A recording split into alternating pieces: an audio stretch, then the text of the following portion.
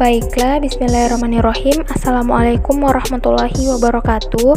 Saya Dwi Mutia Fadila dari kelas 12 MIA Al-Hayyan akan membuat video penjelasan sedikit tentang sintesis protein.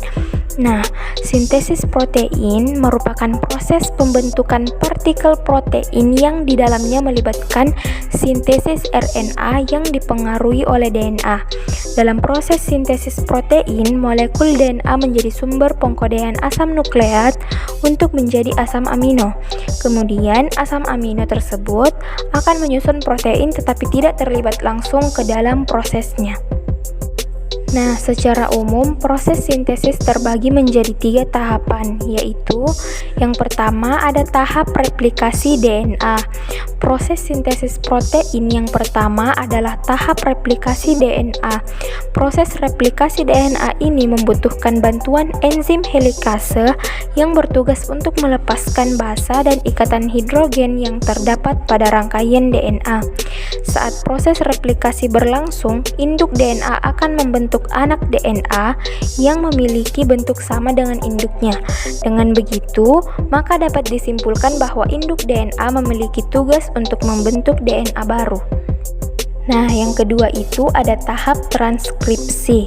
Salah satu dari beberapa rangkaian DNA akan mengalami proses transkripsi yang akan menghasilkan RNA. Proses transkripsi masih termasuk ke dalam bagian ekspresi genetik, sehingga proses ini merupakan penyalinan teks DNA dan diubah menjadi RNA. Tahap ini dapat berlangsung di dalam sitoplasma dengan diawali dengan proses pembukaan rantai ganda yang dimiliki oleh DNA dengan bantuan enzim RNA polimerase. Saat proses ini terjadi, sebetulnya komponen yang mengalami perubahan hanya basa nitrogen timina pada DNA, kemudian digantikan dengan urasil RNA. Nah, yang ketiga itu ada tahap translasi. Pada saat proses pembentukan protein, ribosom melakukan translasi. Hal ini untuk menerjemahkan urutan nukleotida yang terkandung dalam molekul mRNA dan mengubahnya menjadi rangkaian asam amino sebagai penyusun protein.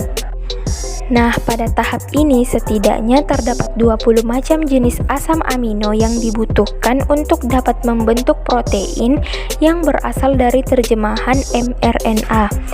Dalam proses translasi, mRNA yang menjadi salinan urutan DNA menyusun gen dalam bentuk kerangka baca terbuka. mRNA juga memiliki informasi urutan asam amino.